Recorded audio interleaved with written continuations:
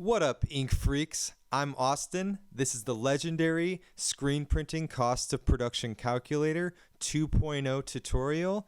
Let's get into it. First thing you're going to want to do, if you haven't purchased the spreadsheet yet, go over to the CloakWork website and add it to your cart. Go through the steps and you will get an email with a link that looks like this. It may ask you to sign in to your Google account. This is a Google Sheet. It will not work in Microsoft Excel. There are just some features that were not cross-compatible. So make sure you have an active Google account, and you will need that to use this. And make sure you do not lose the credentials to your Google account, which is more common than you think. So write that down. Do whatever you got to do. Or use a service like LastPass where you can store those passwords safely, and then you will not get locked out of being able to use this sheet. This link will take you to a master copy that you will not be able to edit until you make a copy of the sheet. So you are going to want to, just like this little instruction says, file, make a copy, then click here and delete. You're going to want to make yourself a copy, make a copy, and then you're going to want to make yourself a master copy. That way you always have one you can go back to. If you break the sheet, if anything gets corrupted or goes wrong, you can go back to your own original copy. So make that. And then what I would do is I would do that again.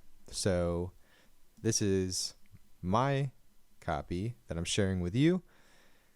This is one that you could edit, but you want to keep this safe, and then you're going to make another copy.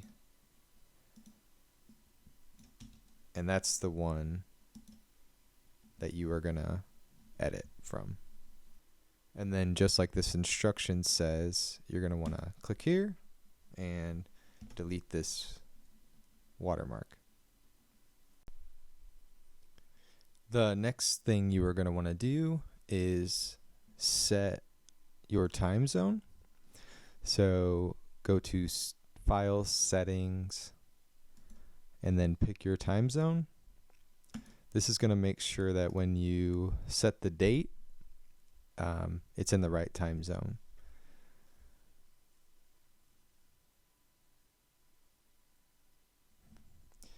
It's going to ask you to authorize, because whenever you use macros, it just wants to make sure that you trust the source of those macros, just for cybersecurity reasons and to make sure there's no viruses. So you'll have to give it permission here to continue recorded macros. And so I'm going to allow all that.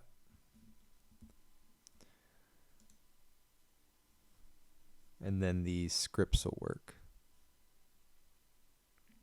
So you'll see there I just click this button and set the date. From there, you are going to want to go into the settings sheet, and you're going to want to set the state that you're in. I'm actually in Oklahoma now. So I'll change that, and that'll just update the workman's comp rates to reflect your particular state.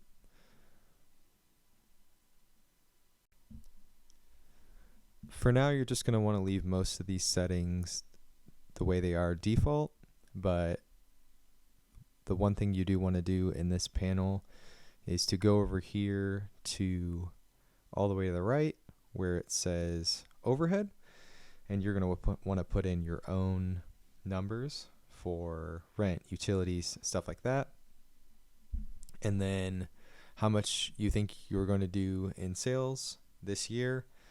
And this is going to give you a rough percentage of overhead compared to your sales. And that is going to reflect in the pie chart on the order dashboard, which will appear here once you put an order in. The next thing you're going to want to look at is your cost tables.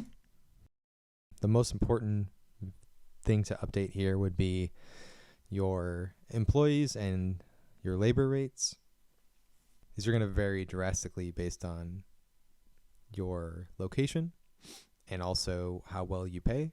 And so by no means is this implying that this is an appropriate pay or appropriate incentives, but it's just placeholders. So do your own research, decide your own labor rates, and then plug those numbers in here.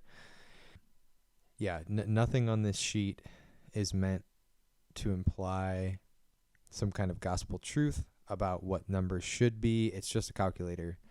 And so the math will add up to your particular cost, but I can't tell you exactly what you should be paying or how long things should take or what your consumable costs should be. Although I did make an attempt to put something logical in all of these places, but I did have a different rationale for each of these things, which might not apply to your particular geography or your situation. So I would say start here with your labor rates and get these sorted out, and just know that they're like color coded here. So this cell 07 points to 07 here. So if I change this to $23 an hour, and it'll adjust the labor cost to like a more true cost of $28.24 after workman's comp and all of these, extra particulars here. It'll be closer to $28.24 an hour. And look, that update here, you can change all of these to whatever you want them to be. You can hard type them in here if you really want to, or you can start like recolor coding or reassigning these. So if you, let's say this same guy or gal, who's your press operator, is also burning screens, feel free to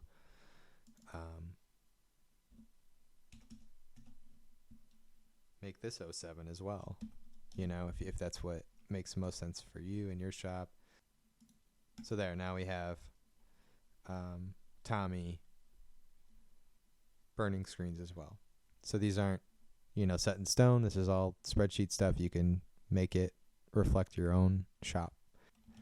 So I would say once you get your labor rates put in and you feel good about that and you have all your employees in here, well, also keep in mind,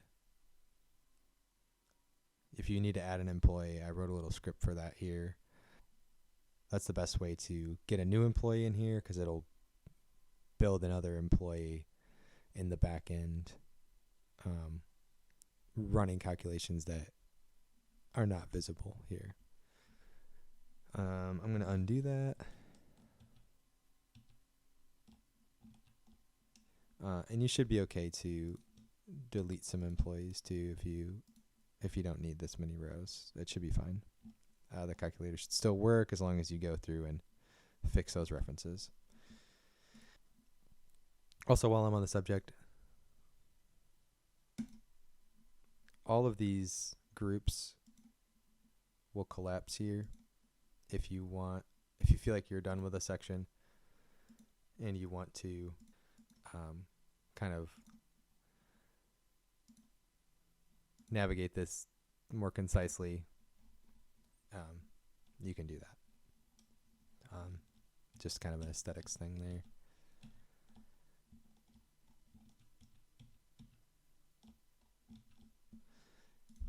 From there, I think the next most important thing that you want to look at is your setup times. This is going to vary drastically based on your press operator's skill set and what type of pre-registration system you are using, whether you're using CTS or Trilock or an MHM press, something that saves quite a bit of time on setup. Or if you have kind of an unexperienced operator, setup can take a lot longer. So my placeholder of 7 minutes here is probably a nice middle ground between what you could achieve, and it could be sped up, and it could definitely take a lot longer. So when you start digging into doing your own time trials and keeping track of how long tasks are taking, I would say start with this one. It's probably going to be your most important one, or at least one of them. Over here with your consumables, I just want to kind of point out that I've put links to different consumables. These are just references to placeholders that I've used, just to have something, just to have the sheet like working, up and running. If you have a particular product that you prefer or get a better price somewhere, by all means replace these links with your links and these costs with your costs. But just know if you do use any of these products, if it is a better price or something you want to check out or try, all this stuff I use, I stand behind it. And these are all affiliate links right now. So if you follow them and buy anything from these sites, that will help my efforts. But that's not really why they're there per se. It just seemed smart to make them affiliate links if I was going to put those references in, and it just gives you some placeholder, but also it gives you the idea of like, if I put a link in here to what I'm using, then I can have someone go back through and check these prices later very easily and make sure that my consumable costs have not gone up. I would say don't spend a whole lot of time on this day one, because the cost per screen here is $382.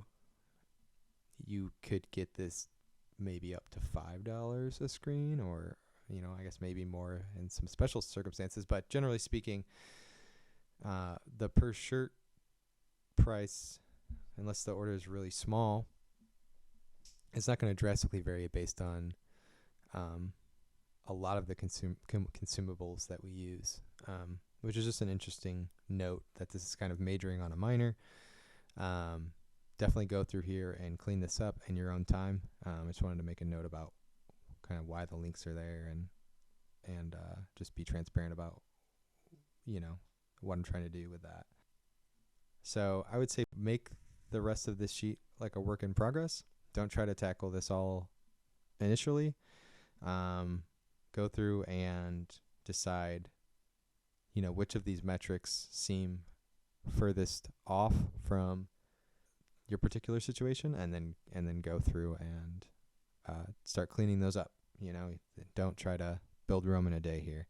Just know that all of the pricing calculations are going to come from, this will be like kind of the building block of like your cost calculation. And also just know you can add your own rows in here. It'll still work. So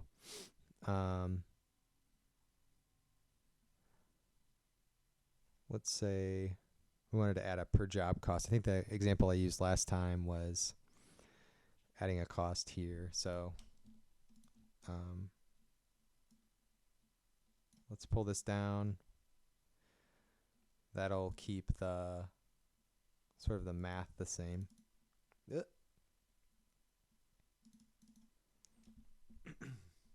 Remove that link for now. Let's say we wanted to add some candy to each order.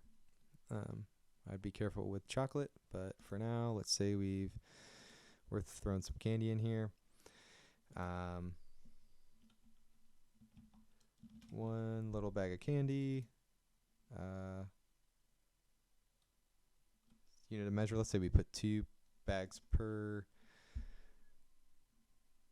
order, and let's say they cost 10 cents each. We're going to get 20 cents per order, and that's going to reflect here.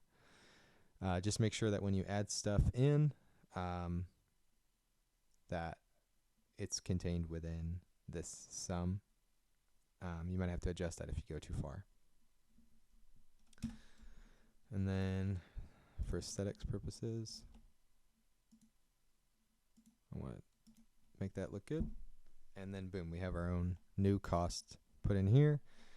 So this is a spreadsheet. You can make all of these section totals reflect your particulars, and that will be the building block for your cost calculations, which will be the building block for your price calculation, for a price based on margin. Okay, now that we have our cost tables a little more set up, let's start looking at putting an order into the calculator. Go over to order details, and we're going to go through this one field at a time, and I'm going to show you kind of how each field works. So let's start with choosing a client. So you'll notice here when you click client name, the drop down menu, you get this list of clients. So let's pick from this list for a second here. Notice that the margins are updating based on the particular client. This is pulling from customer category. Notice that this customer is bread and butter. This customer is a pain in the ass. This is a key account. This is a walk-in. And so the margins are set based on the customer category, and then they're assigned in the client section right here to that client. And that's where the default pricing comes from. So the thing I want you to look at is walk-ins. So for walk-in clients, it's set up to base the margins not on a flat rate, but on a capacity-based pricing structure. So when I have a client that is a walk-in category, the pricing structure will be based on the workload of the shop. So check this out. As I go through, I can set the shop workload, and it will reflect in these margins. And you can customize these to whatever you want. But the beauty of this is, you know, if these are clients that you're not necessarily doing a lot of business with, you can favor orders that are production light when you are busy. So hypothetically, if someone came in and said, hey, I want, you know, these 50 hoodies with one color black ink on them, you could be more competitive with the garment margin and less competitive with the print margin, so that you'd favor orders that are easier to produce when you are overwhelmed. And on the other end of the spectrum, you can be more competitive on smaller orders and orders that you may not see a lot of repeat business from based on your shop workload. So I feel like with clients that you're not seeing a lot of work from, they're shopping, they're coming in with quotes in their hands. Well, you can play that game too, you know. So, you know, if it's going to be commoditized, well, then it should be based on how busy you are and what makes sense for your shop that day. It doesn't have to be consistent if this is not a consistent client. And so you can just do whatever makes sense for you at that time. And this can all be set up in the settings here. You could set up your capacity-based pricing here, and you can set up these categories. Just know that walk-in set up to capacity-based, and so maybe don't mess with this section per se. If you do, you'll get a little warning here. So,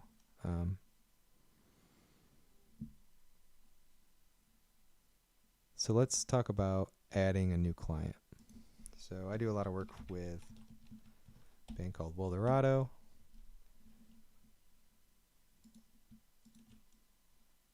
We'll shift click and pull this down here. They're like a key account for me.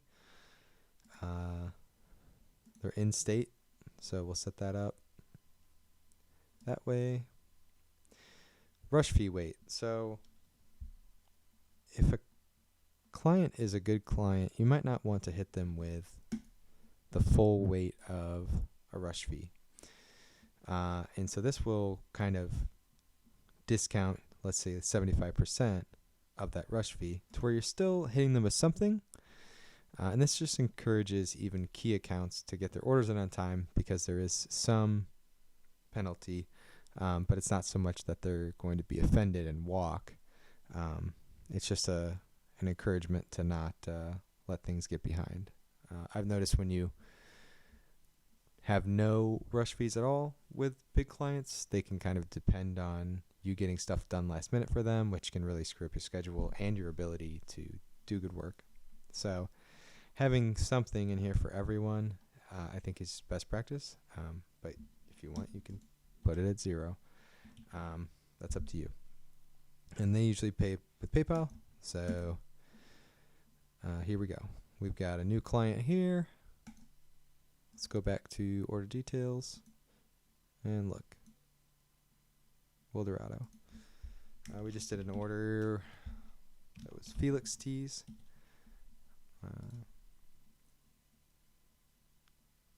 Turnaround standard. This is where your rush fees are gonna come in.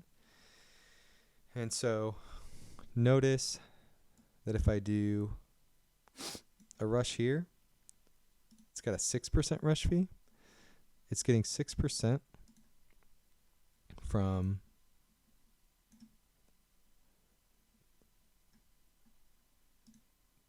this rush fee, 25%, and the weight from the setting of the client, so 25% of 25%, is rounded to 6%. We already kind of went over shop workload, how that works. This only really does something when you have the customer category that's assigned to that particular client set to capacity-based pricing. So it's kind of a mouthful, but I think once you get it set up, you're going to enjoy how it works. So I think it'll be worth the complexity, and I think it'll make making complex pricing decisions simpler, because you'll make them one time and then kind of set it and forget it, than having these discussions as like a circumstantial every time any order arises, instead of looking at the nature of the account and then how busy you are. You can kind of set those into profiles and set all these settings one time, and then that makes it a lot easier to delegate your thought process with other salespeople or CSRs working with clients, versus having to discuss these things every time. You know, why did you charge so much for this, or why didn't you charge more for this? You can just say, hey, this is the credentials for this customer profile. They have to do this much per year, and then we're going to treat it this way. And you can kind of make those decisions one time and then delegate that. And so it wasn't my intention to make this unnecessarily complex. I think this is actually going to save you a lot of headache. You'll notice that the default payment method is PayPal, since that's what we set in the client defaults. But you can override this and set it to whatever you want, or whatever the particulars of that order are. Same with these margins here. You can put whatever you want and it will reflect in the price. But once you do that, it will kind of erase the defaults. So you'll have to run this script here to get the default settings put back in the fields that have a default. Spoilage method refers to how you're dealing with misprints and how you account for them financially. There are a few scenarios you see in shops for dealing with misprints. Exact count with backups refers to when a count must be exact, but the customer has not agreed to purchase any extras. So the decision's been made to order extra blank garments just in case there is misprints. By selecting this option, the cost of ordering some extra blanks is worked into the per piece price. This can be configured in settings. This method can sometimes work better for a client if everyone is buying their own shirts, as the cost of backup blanks can be spread out amongst the group versus the coordinator having to purchase extras. In this scenario, it's important that the customer understands additional shirts will not be easily obtained if there are any late additions, since the count will be right on the nose with no extras purchased.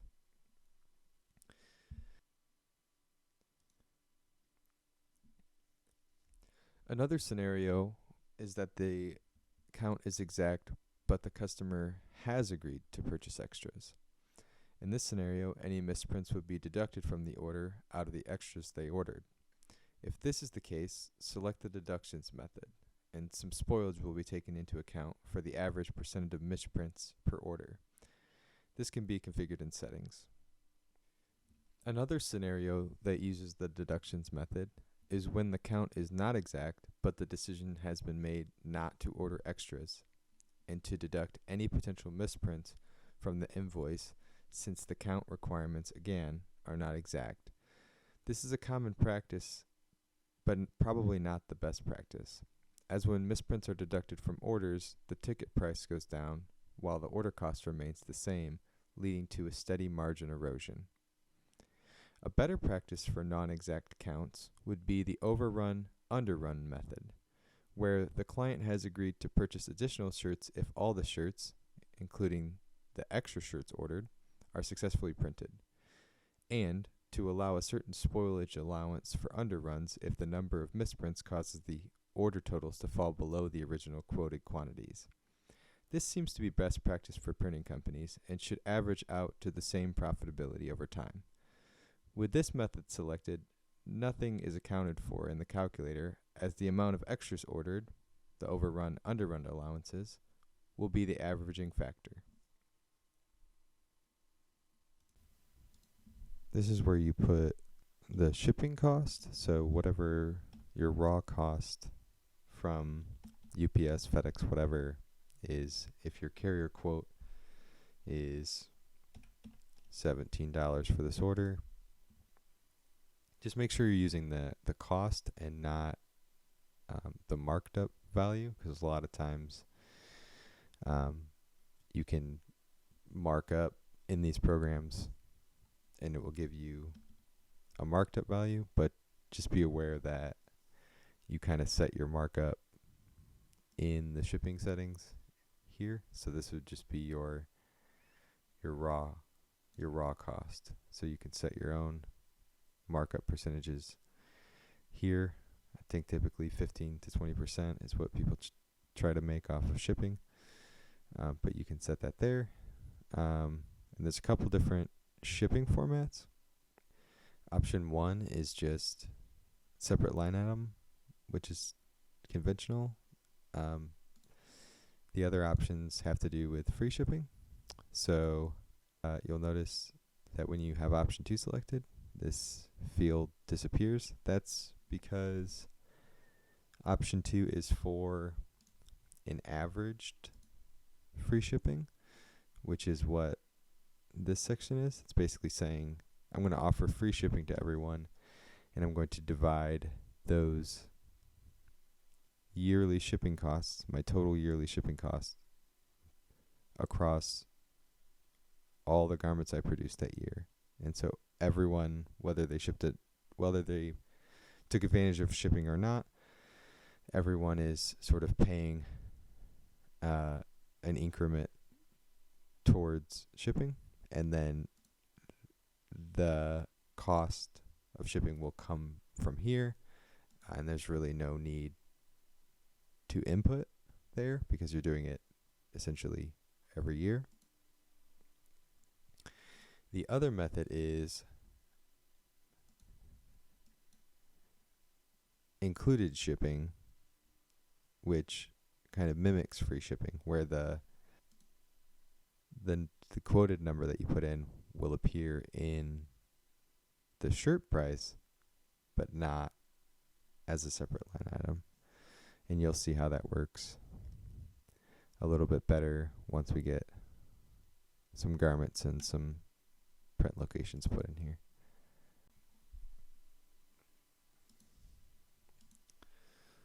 So let's put a garment in here. So I'm going to go to SNS, and I'm going to pick out this cream colored shirt, and I'm going to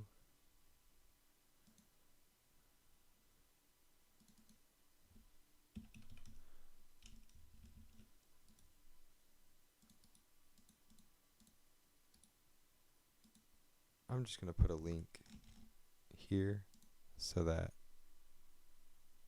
I have quick access to this whenever I need it. I'm currently logged out. I didn't know what SNS would think about me publishing my pricing. Not that it's anything special at this point. So we got the garment description, and what did we say? Sand? Cream?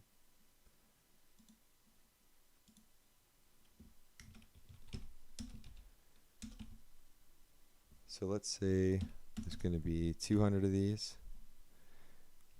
You can see this table starting to populate here, which is very exciting. So right now, these are coming in. Let's just do that.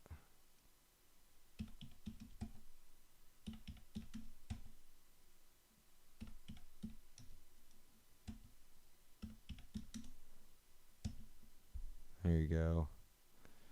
And I don't know if this particular color comes in 6X, so I'm just going to leave it there. I'm going to leave this blank because I'll get free shipping on this particular order. But if it's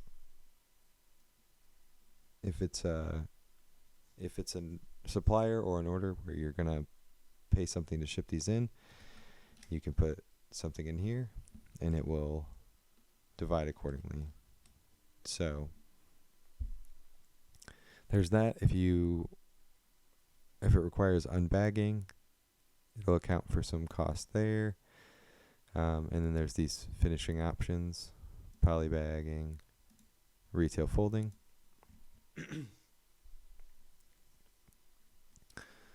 And so we'll leave that there.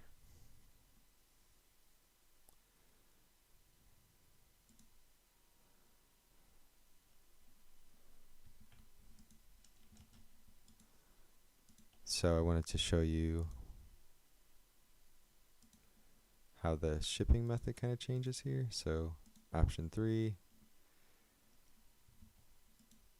you'll notice it's included in the price. Whereas with option 1, which is the default, it will appear as a separate line item that you can add to your quote.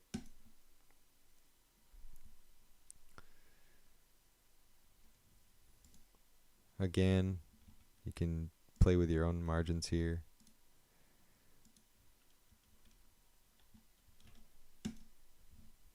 Right now, the rush fee is set by default to be included.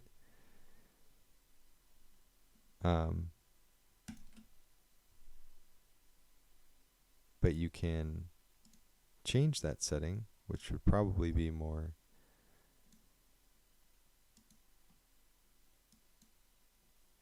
typical.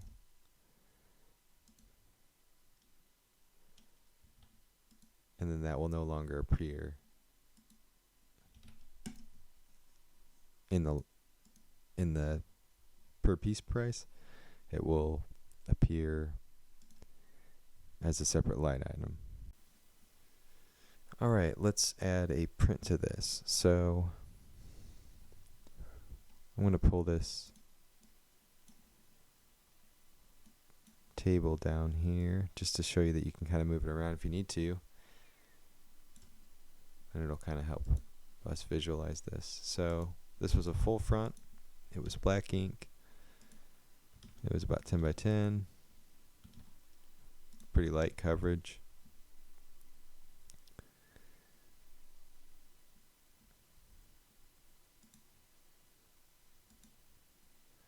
We'll assign it to this auto. And Revolutions is like revolver mode. So if you wanted to send this around the press twice, it'll add some index time for that. But it's just going around once. No color changes. So here we are at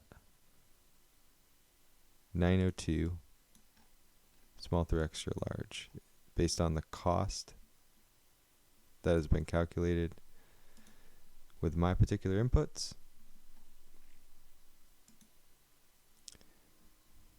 And the margin that I have set here. If I restore it to defaults, we're at 836.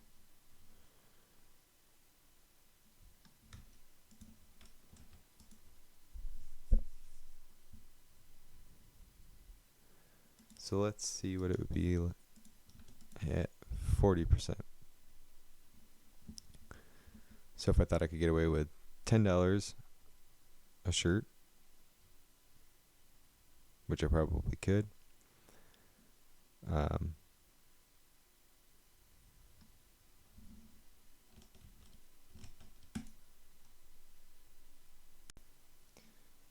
that we have our order put in, let's take a look at it in the dashboard view.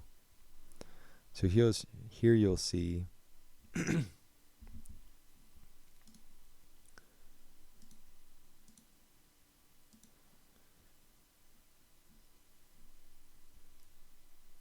how the order breaks down.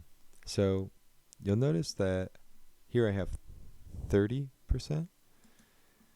Here I have 34.55%. So what this is doing is it's actually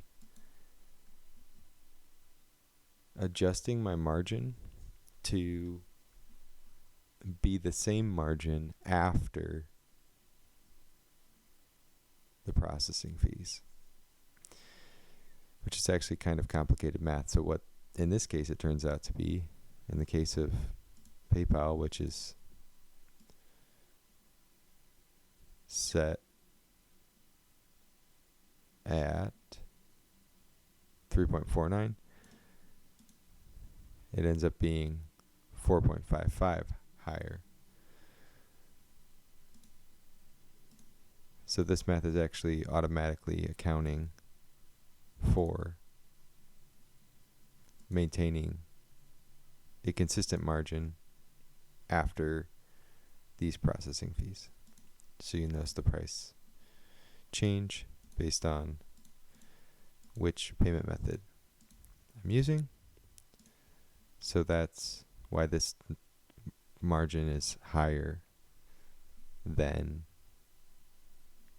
the margin you set in order details.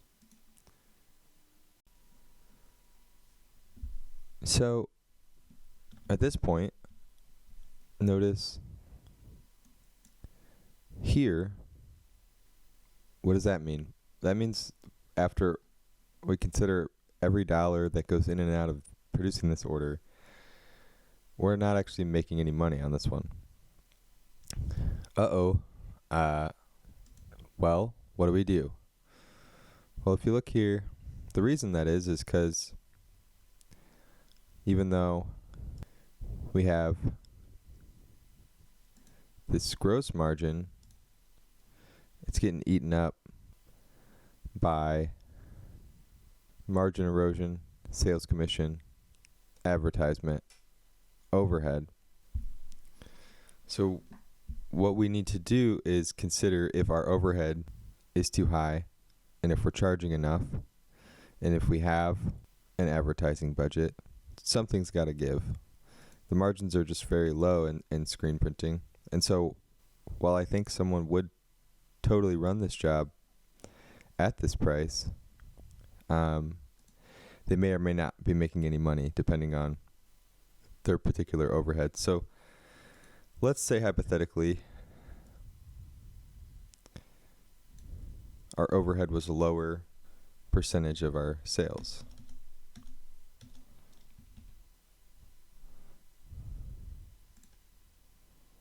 Look at that. We made $67.56, 3.9% net profit.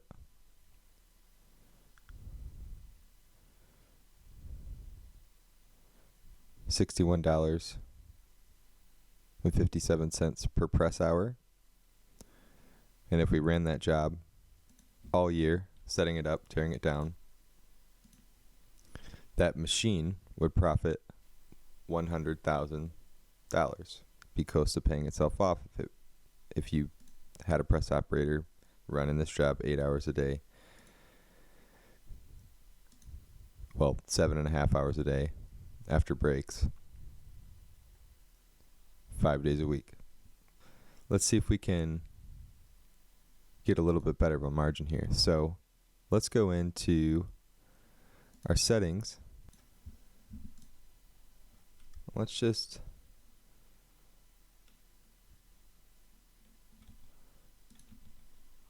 start upping everything.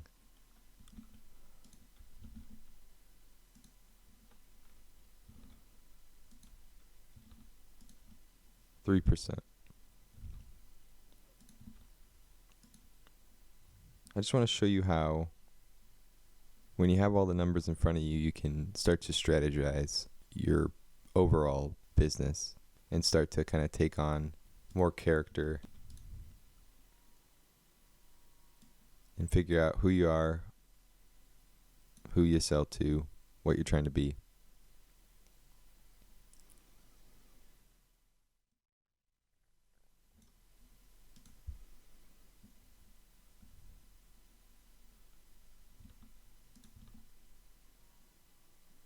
Oops. Don't touch that one. We just adjusted that over here. All right. So the FU price 43, and these key accounts.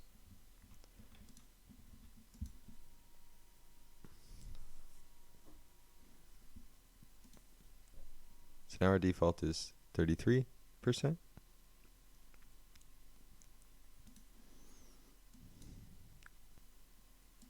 There we go. Let's just keep that normal. So now we're at 902. Okay, now we've got our net profit up to 6.8%, $112.50 per press hour. Now we're at $202,000 per year if we ran this job 7.5 hours a day, setting it up, tearing it down. So let's say we had a salesperson and we didn't want to spend any money on advertisement or trade shows or anything like that. We didn't want to add to this customer acquisition cost. We just wanted to pay 13% sales commission. So let's go in and say our entire ad budget is going to be in these direct sales. So let's zero this out for right now and say we're going to put 2% in once we hit $1 million. But right now, our method of gaining clients is just using direct sales. Or you could flip-flop that and say, we're going to put all of this budget for acquiring customers into ads, and we're going to hire CSR, but then you'd have to add that cost to your cost tables, like a per job cost of managing the order, and you'd have to add an employee there. So your cost would go up, but less would be coming out of your net profitability. So you see here we're now making $213 off of this order, a net profit of 11.8 after everything's considered, which isn't horrible. All profit is good profit if it's actually profit. So if you're looking for a round number, I would say accountants are looking for 20% net profitability on your P&L. And that's not considering how much you reinvest. Obviously, you don't actually want to profit anything because you typically don't want to pay Uncle Sam. So you want to put that money back into the business. You want to buy equipment, stuff like that. But before that, the number you want to be around is 20%. Now, you're going to be really lucky to do that in a industry where the gross margins hover around 30%. There's just not a lot of ways to get 20% net margin because your overhead and your general overhead is going to be typically high enough to where you're going to have a pretty creative business. So for what you see a lot of people doing is keeping their overhead really low. My friend Nathan has about 3% overhead. We just did the math. So let's say you're around there because that's about where he's at. Now you're up to 13.5. Then you still have some sales commission.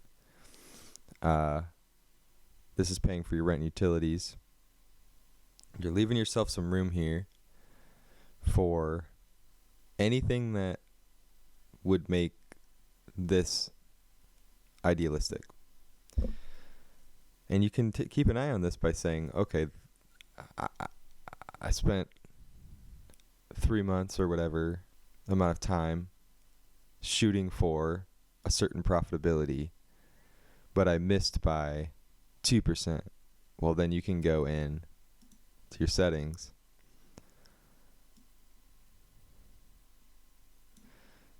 and say, okay, well then in that case, if I had 3% in there and 2% disappeared after all of my costs were considered, well then the next 3 months, if you have 5% in here, then you should have more realistic numbers. So think of margin erosion as pop screens, setting jobs back up, customer claims a t-shirt was missing when it wasn't. Any unexpected problem, power goes out. Somebody puts a can of spray tack through the conveyor dryer and starts a fire and the fire department has to come. All of that's going to go into margin erosion. Basically anything that's not accounted for. But if you can get enough things accounted for, you can start to keep track of this number. It becomes less wild of a number.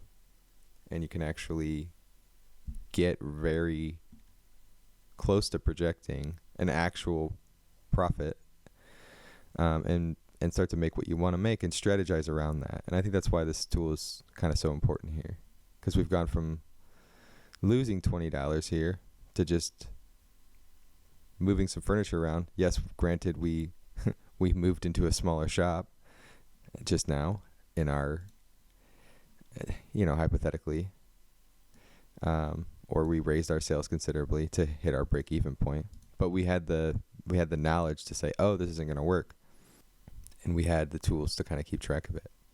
So now we're paying off presses in a year if we keep them spinning, the whole time, which most shops, you have press operators doing other things, but in a lot of shops, you do have people running a press for an entire shift. So this is not completely out of question that you could be paying into some serious equipment in a year, which a lot of people are. A lot of people get to this point. And so this is a tool that can help you get to this point without making those same instinctual decisions that some of the more successful people have. So once you get to this point, by the way, you can download this if you want to send it to a client.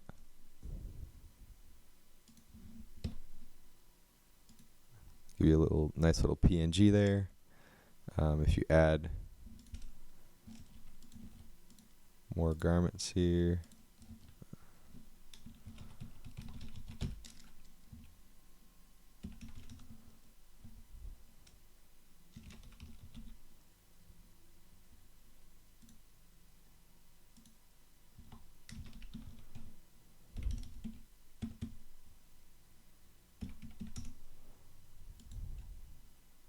It'll change the overall price there because you're printing 300 of them. But it'll start to show up there. You can send this to a client. If you want to clear a row, wrote a little script there for that.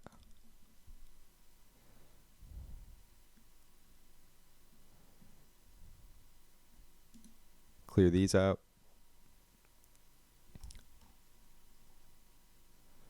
Restore these to the defaults.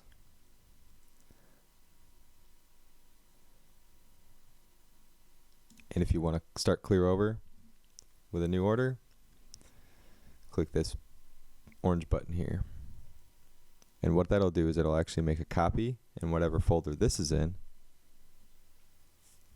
And I would encourage you to go through and, at this point,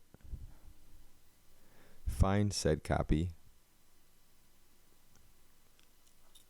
and rename it and put it in that particular client's folder so you always have a reference. So we have the new order here. Let's try and find. We got this order backup. I think this is it.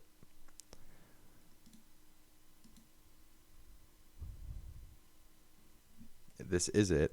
I saved that after I cleared out these rows. So that's why there's nothing in here. But if I hadn't have done that, and I just pressed new order, it would have made a copy, and then I could have referenced this. I could have changed this to Will Dorado, Felix, Tees, quote. And that's sort of the workflow there. So I hope you love this. I hope you get used to using it, and I hope you make a lot of money. Let me know if you have any problems, and we'll keep improving it and keep making it better.